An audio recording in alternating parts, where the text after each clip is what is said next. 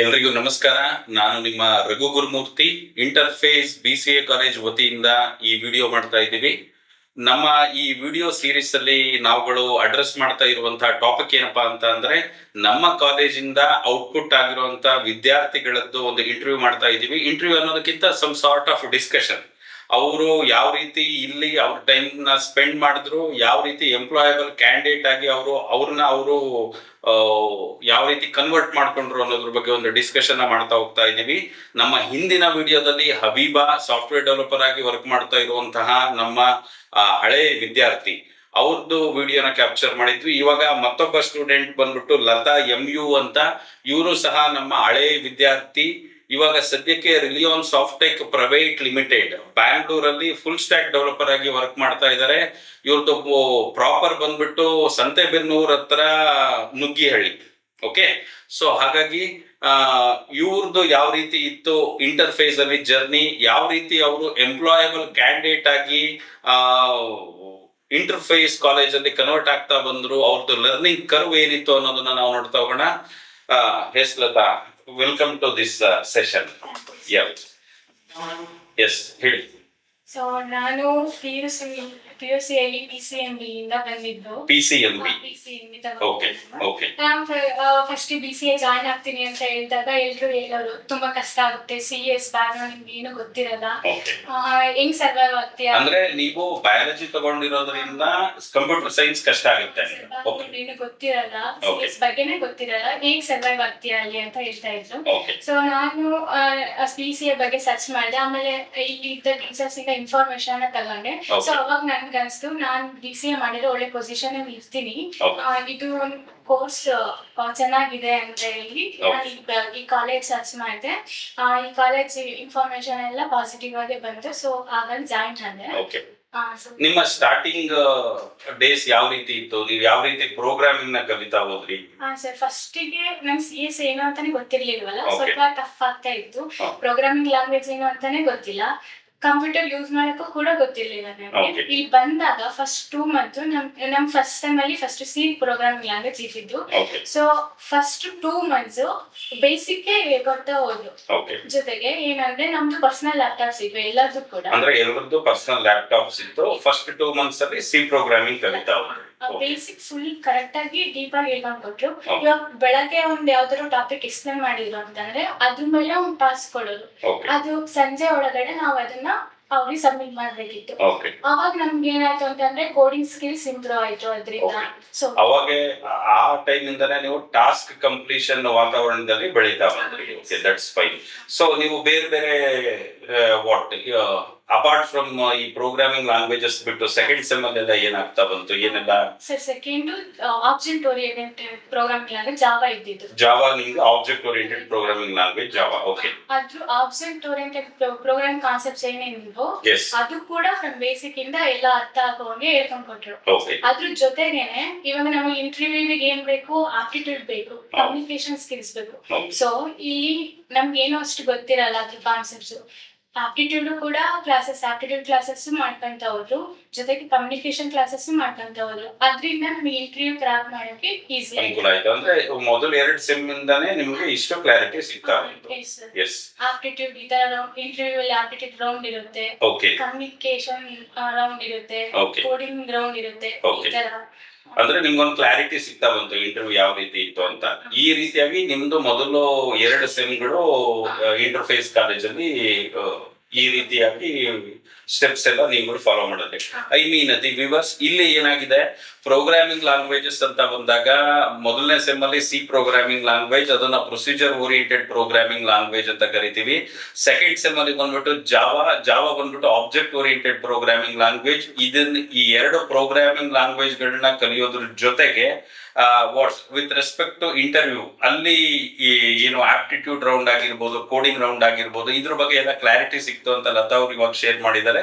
ಇವಾಗ ಅವ್ರದ್ದು second year journey ಯಾವ ರೀತಿ ಇತ್ತು ಅನ್ನೋದನ್ನ ನಾವು ನೋಡ್ತಾ ಬರೋಣ. ಎಸ್ ಲತಾ, ಸೆಕೆಂಡ್ ಇಯರ್ ಅಲ್ಲಿ C# ಮತ್ತೆ MVC Okay. ಆರ್ಕಿಟೆಕ್ಚರ್ ಅಂತ ಇದೆ, Okay. ಅದನ್ನ ಯೂಸ್ ಮಾಡ್ಕೊಂಡು ಮತ್ತೆ HTML CSS ಕ್ಲಾಸಸ್ Okay. ಇದ್ವು ಸಿಲೆಬಸ್ ಅಲ್ಲಿ, ಅದನ್ನ ಯೂಸ್ ಮಾಡ್ಕೊಂಡು ನಾವು ಪರ್ಸನಲ್ ವೆಬ್ಸೈಟ್ ನ ಕ್ರಿಯೇಟ್ ಮಾಡಿದ್ವಿ. ನೀವು ಯಾವಾಗ 3ನೇ ಸೆಮ್ ಅಲ್ಲಿ ಪರ್ಸನಲ್ ವೆಬ್ಸೈಟ್ ನ ಕ್ರಿಯೇಟ್ ಮಾಡಿದ್ರೆ okay that's fine by using MSc architecture CSS and HTML static website okay that's fine dynamic website, okay dynamic website okay Okay. Okay that's fine. So ಅದಾದ್ಮೇಲೆ ಮತ್ತೆ ನೀವು 3rd ಸೆಮ್ ಅಲ್ಲಿ ಬೇರೆ ಯಾವ programming language ಕಲ್ತ್ಕೊಂಡ್ರಿ? C#. C# ಇತ್ತು okay. ನಿಮಗೆ DBMS ಇದ್ದು second sem ಅಲ್ಲಿ ಇತ್ತು ಓಕೆ ದಟ್ಸ್ ಫೈನ್. ಸೊ ಅಲ್ಲಿಗೆ ನಿಮ್ಗೆ ಬೇಕಾಗಿರುವಂತ ಪ್ರೋಗ್ರಾಮಿಂಗ್ ಲ್ಯಾಂಗ್ವೇಜಸ್ DBMS ಜೊತೆಗೆ UI ಟೆಕ್ನಾಲಜೀಸ್ ಇದೆಲ್ಲ ನಿಮ್ಗೆ ಓಕೆ. ಈ ಒಂದು ಸಾಫ್ಟ್ವೇರ್ ಡೆವಲಪ್ಮೆಂಟ್ ಇಂದು 3 ಲೇಯರ್ಸ್ ಏನ್ ಬರುತ್ತೆ ಅದರದ್ದು ಸಂಪೂರ್ಣ ಕಲಿಕೆ 3ನೇ ಸೆಮ್ ಅಷ್ಟೊತ್ತಿಗೆ ಮುಗಿತಾ ಬಂತು ಅಂತ ಹೇಳ್ತಾ ಇದ್ದಾರೆ. ಹಾಗಾದ್ರೆ ನೀವು 4ನೇ ಸೆಮ್ ಅಲ್ಲಿ ಕಲ್ತಿದ್ದೇನು?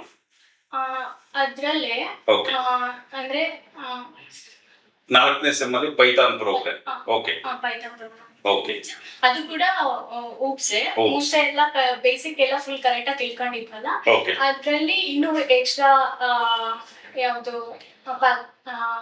ಇದು ಯಾವುದು yes with respect to Python object oriented features ಏನಿತ್ತು ಅದನ್ನ ಕಲಿತಾ ಬಂದ್ರಿ ಓಕೆ 4th ಸೆಮ್ ಅಲ್ಲಿ ಓಕೆ ದಟ್ಸ್ ಫೈನ್. ಅದಾದ್ಮೇಲೆ 5th ಸೆಮ್ ಅಲ್ಲಿ ನೀವು ಯಾವುದು ಅಡಾ ಒಂದು ಕಲಿತಾ ಬಂದ್ರಿ, ಜೊತೆಗೆ ಫಾಲೋಡ್ ಬೈ ಆರ್ ಪ್ರೋಗ್ರಾಮಿಂಗ್ ಕಲಿತಾ ಬಂದ್ರಿ. ಇದ್ರ ಬಗ್ಗೆ ಏನು ನಿಮ್ಮ ಅಡಾ ಇದ್ರಿಂದ ಆಲ್ಗಾರಿದಮ್ಸ್ ಹೇಗೆ ವರ್ಕ್ ಆಗುತ್ತೆ ಓಕೆ ಅನ್ನೋದನ್ನ ತಿಳ್ಕೊಂಡ್ವಿ. ಓಕೆ. ಯೂಶುವಲಿ ಆಲ್ಗಾರಿದಮ್ಸ್ ಎಲ್ಲ ತುಂಬಾ ಟಫ್ ಅಂತ ಹೇಳ್ತಾರಲ್ಲ, ಅದನ್ನ ಯಾವ ರೀತಿ ಇಂಪ್ಲಿಮೆಂಟ್ ಮಾಡಿದ್ರಿ? ಇಲ್ಲ ಪ್ರಾಕ್ಟಿಕಲ್ ಆಗಿ ಮಾಡ್ತಿದ್ವಲ್ಲ, ನಮ್ಗೆ ಅಷ್ಟು ಈಸಿ ಅನಿಸ್ತು. Okay. 1 by 1 ಎಲ್ಲ ತಿಳ್ಕೊಂತ ಹೋದ್ವಿ. ಓಕೆ. ಹಾಗಾಗಿ ಹಡಾನು ನಿಮ್ಗೆ ಕಷ್ಟ ಅಂತ ಅನಿಸ್ಲಿಲ್ಲ, ನೀವು ಇಂಪ್ಲಿಮೆಂಟ್ ಮಾಡಿದ್ರಿ. ಓಕೆ 5th ಸೆಮ್ ಅಲ್ಲಿ ಮತ್ತೆ ಅನ್ಸ್ಕೊಡೋದಕ್ಕೆ ಬೇರೆ ಏನು ಇನ್ಫಾರ್ಮೇಶನ್ಸ್ ಇದೆ? ಮೇನ್ ಥಿಂಗು ಇವಾಗ ಬೇರೆ ಕಾಲೇಜಸ್ ಎಲ್ಲ ಏನಂತ ಅಂದ್ರೆ ಸಿಲೆಬಸ್ ಅಲ್ಲಿ ಏನಿರುತ್ತೋ ಅದಷ್ಟೇ ಟೀಚ್ ಮಾಡ್ತಾರೆ. Okay. ನಮ್ ಕಾಲೇಜಲ್ಲಿ ಏನಂತಂದ್ರೆ ಟ್ರೆಂಡಿಂಗ್ ಟೆಕ್ನಾಲಜೀಸ್ ಯಾವ್ಯಾವ ಇದೆ, ಇವಾಗ ನಮಗೆ 5th ಸೆಮ್ ಅಲ್ಲಿ ವೆಬ್ API ಕಲಿಸ್ಕೊಟ್ರು, Okay. ರಿಯಾಕ್ಟ್ ಹೇಳ್ಕೊಟ್ರು. Okay. ಸೊ ಆತರ ಬೇರೆ ಅಂದ್ರೆ 5th ಸೆಮ್ ಅಲ್ಲಿ ನಿಮ್ಗೆ ರಿಯಾಕ್ಟ್ ವೆಬ್ API ನ ಅಪಾರ್ಟ್ ಫ್ರಮ್ ಸಿಲೆಬಸ್ ಹೇಳ್ಕೊಟ್ರು ಓಕೆ ದಟ್ಸ್ ಫೈನ್. ಇದಾದ್ಮೇಲೆ 6th ಸೆಮ್ ಅಲ್ಲಿ ಏನಾಯ್ತು ಅಂತ ಹೇಳ್ಬೋದು? ಇಂಡಸ್ಟ್ರಿಯಲ್ ವಿಸಿಟ್ ಕರ್ಕೊಂಡು ಹೋಗಿದ್ರು. ಅದರಿಂದ ನಮ್ಗೆ ಕಂಪ್ನಿಲಿ ಹೇಗೆ ಎನ್ವಿರಾನ್ಮೆಂಟ್ ಇರುತ್ತೆ ಅನ್ನೋದನ್ನ ತಿಳ್ಕೊಂಡ್ವಿ. ಆಮೇಲೆ ಅಲ್ಲಿ ಪ್ರೋಸೆಸ್ ಹೇಗೆ ನಡೆಯುತ್ತೆ ಅದನ್ನೆಲ್ಲ ಸಾಫ್ಟ್ವೇರ್ ಡೆವಲಪರ್ಸ್ ಇಂದಾನೆ ರಿವ್ಯೂ ತಗೊಂಡು ಓಕೆ ನೀವು ಇಂಡಸ್ಟ್ರಿ ವಿಸಿಟ್ ಅಲ್ಲಿ ನಿಮ್ಗೆ ಒಂದು ಕ್ಲಾರಿಟಿ ಸಿಕ್ತು. ಈ ತರ ಇರುತ್ತೆ. ಓಕೆ. ನೀವು ಯಾವ ಕಂಪ್ನಿ ಇಂಡಸ್ಟ್ರಿ ವಿಸಿಟ್ ಹೋಗಿದ್ರು ಅದೇ ಕಂಪ್ನಿನಲ್ಲೇ ಇವತ್ತು ವರ್ಕ್ ಮಾಡ್ತಾ ಇರೋದು. That is nothing but reliance software. Okay. Apart from this ನೀವು ಹ್ಯಾಕಥಾನ್ ಬಗ್ಗೆ ಹೇಳ್ತಾ ಇದ್ರಿ ಆಗ್ಲೇ. ಎಸ್ ಹಾಕಥಾನ್ ನಾವು ಫಸ್ಟ್ ಸೆಮ್ ಅಲ್ಲಿ ಇದ್ದಾಗ ಓಕೆ ಅದೊಂದು ಟೆಕ್ನಿಕಲ್ ಇವೆಂಟ್ ಅದೊಂದು ಓಕೆ 5 ಟೀಮ್ಸ್ ಇದ್ವು. ಓಕೆ ಅದ್ರಲ್ಲಿ ಒಬ್ರೊಬ್ರು ಒಂದೊಂದು ಪ್ರಾಜೆಕ್ಟ್ ಮಾಡಿದ್ರು. ಓಕೆ ಸೊ ನಮ್ದು ಸೆಕೆಂಡ್ ಪ್ರೈಸ್ ಬಂತು ಅದ್ರಲ್ಲಿ. Okay. ಕಾನ್ಸೆಪ್ಟ್ ನ ಒಬ್ರು ಒಂದೊಂದು ಟೀಮ್ಗೆ ಹೇಳಿದ್ರು. ಓಕೆ ನಮ್ಗೆ ಲೂಪ್ಸ್ ಮತ್ತೆ ಕಂಡೀಷನಲ್ ಸ್ಟೇಟ್ಮೆಂಟ್ ಟಾಪಿಕ್ ಮೇಲೆ ಪ್ರಾಜೆಕ್ಟ್ ಮಾಡಕ್ ಹೇಳಿದ್ರು. Okay. ಸೊ ಅದ್ರಲ್ಲಿ ನಾವು ಸೊ ಪ್ರಾಜೆಕ್ಟ್ ಈ ತರ ನೀವು ಹ್ಯಾಕಥಾನ್ ಅಲ್ಲಿ ಇಂಪ್ಲಿಮೆಂಟೇಷನ್ ಮಾಡ್ತಾ ಬಂದ್ರಿ. ಆಮೇಲೆ ಅದ್ರಲ್ಲಿ 2 ರೌಂಡ್ಸ್ ಇತ್ತು ಸರ್, ಆಪ್ಟಿಟ್ಯೂಡ್ ರೌಂಡ್ ಮತ್ತೆ ಓ ಕೋಡಿಂಗ್. ಅಲ್ಲಿ ನಿಮಗೆ ಫಸ್ಟ್ ಸೆಮ್ ಅಲ್ಲೇ ಆಪ್ಟಿಟ್ಯೂಡ್ ರೌಂಡ್ ಇತ್ತು. ಓಕೆ ದಟ್ಸ್ ಕ್ಲಿಯರ್ ಆದ್ಮೇಲೆ ಮತ್ತೆ ಕೋಡಿಂಗ್ ರೌಂಡ್ Okay. ಮತ್ತೆ ಲಾಸ್ಟ್ ಡೆಮೋ ಇತ್ತು. ಅಲ್ಲಿ ಸಾಫ್ಟ್ವೇರ್ ಡೆವಲಪರ್ಸ್ ನೇ ಗೆಸ್ಟ್ ಆಗಿ ಕರ್ಸಿದ್ರು, ಜಡ್ಸ್ ಆಗಿ ಕರ್ಸಿದ್ರು. ಅದ್ರಿಂದ ಸೊ ಹೀಗಾಗಿ ನಿಮ್ಗೆ ಇದೆಲ್ಲ ಫೌಂಡೇಶನ್ ಸಿಗ್ತಾ ಬಂತು. ಅಪಾರ್ಟ್ ಫ್ರಮ್ ದಿಸ್ ಬೇರೆ ಇನ್ಯಾವ ಪಾಯಿಂಟ್ಸ್ ಗಳಿದೆ ಅನ್ನೋದನ್ನ ನೋಡ್ತಾ ಬಂದ್ರೆ ಆಲ್ಮೋಸ್ಟ್ ಎಲ್ಲ ಇಲ್ಲಿ ಕವರ್ ಮಾಡಿದೀವಿ ನಾವುಗಳು. ಎಸ್ ಇಲ್ಲಿ ನಾನು ಈ ವಿಡಿಯೋ ನೋಡ್ತಾ ಇರುವಂತ ಪೇರೆಂಟ್ಸ್ಗಾಗಿರ್ಬೋದು, ಸ್ಟೂಡೆಂಟ್ಸ್ಗೆ ಅಥವಾ ವ್ಯೂವರ್ಸ್ಗೆ ಏನ್ ಹೇಳ್ತಾ ಇದ್ದೀನಿ ಅಂತ ಅಂದ್ರೆ, ಲತಾ ಅವರು ಇಲ್ಲಿಗೆ ಜಾಯಿನ್ ಆಗಿದ್ದು PCMB ಮಾಡ್ಕೊಂಡಿರುವಂತ PUC ಸ್ಟೂಡೆಂಟ್ ಆಗಿ. ಅವರಿಗೆ ಇನಿಷಿಯಲ್ ಡೇಸ್ ಅಲ್ಲಿ ಅವ್ರಿಗೆ ಭಯ ಇತ್ತು, ನಾನು ಕಂಪ್ಯೂಟರ್ ಸೈನ್ಸ್ ನ ಯಾವ ರೀತಿ ಟ್ಯಾಕಲ್ ಮಾಡ್ತೀನಿ, ಯಾವ ರೀತಿ ಕಲಿತಾ ಹೋಗ್ತೀನಿ ಅಂತ. ಈ ಎಲ್ಲಾ ಚಾಲೆಂಜ್ ಗಳನ್ನ ಓವರ್ಕಮ್ ಮಾಡ್ಕೊಂಡು ಅವ್ರಿವತ್ತು ಸಾಫ್ಟ್ವೇರ್ ಡೆವಲಪರ್ ಆಗಿ, ಫುಲ್ ಸ್ಟ್ಯಾಕ್ ಡೆವಲಪರ್ ಆಗಿ ವರ್ಕ್ ಮಾಡ್ತಾ ಇದ್ದಾರೆ. ಇದಾದ್ಮೇಲೆ ಅವ್ರದ್ದು ಯೂನಿವರ್ಸಿಟಿನಲ್ಲಿ 4ನೇ ರ್ಯಾಂಕ್ ಬಂದಿದೆ. ಸೊ ಇವಾಗ ನಮ್ಮ ಕಾಲೇಜ್ಗೆ ಬಂದಿರೋದು ಈ ವರ್ಷದ ಔಟ್ಪುಟ್ ಅಲ್ಲಿ 2 ರ್ಯಾಂಕ್ ಬಂದಿದೆ. ಒಂದು 2ನೇ ರ್ಯಾಂಕು ಹಬೀಬಾ ಅವ್ರದ್ದು, 4ನೇ ರ್ಯಾಂಕ್ ಬಂದ್ಬಿಟ್ಟು ಲತಾ ಅವ್ರದ್ದು. ಸೊ ಇಷ್ಟನ್ನ ನಾನು ಹೇಳ್ತಾ ಲತಾ ಅವ್ರಿಗೆ ನಿಮ್ಮೆಲ್ಲರ ಪರವಾಗಿ ಮತ್ತೆ ಇಂಟರ್ಫೇಸ್ ಕಾಲೇಜ್ ವತಿಯಿಂದ ಮುಂದಿನ ದಿನಗಳಲ್ಲಿ ಒಳ್ಳೇದಾಗ್ಲಿ ಅನ್ನೋದನ್ನ ಹೇಳ್ತಾ, ನಿಮ್ಮ ಒಂದು ಸಾಫ್ಟ್ವೇರ್ ಡೆವಲಪರ್ ಕೆರಿಯರ್ ತುಂಬಾ ಚೆನ್ನಾಗಿ ಎವಾಲ್ವ್ ಆಗಲಿ ಅಂತ ಹೇಳ್ತಾ ನಾನು ಈ ವಿಡಿಯೋ ಮುಗಿಸ್ತಾ ಇದ್ದೀನಿ. ಎಲ್ರಿಗೂ ಧನ್ಯವಾದಗಳು, ಲತಾ ಅವ್ರಿಗೂ ಕೂಡ ಧನ್ಯವಾದಗಳು. ನಮಸ್ತೆ.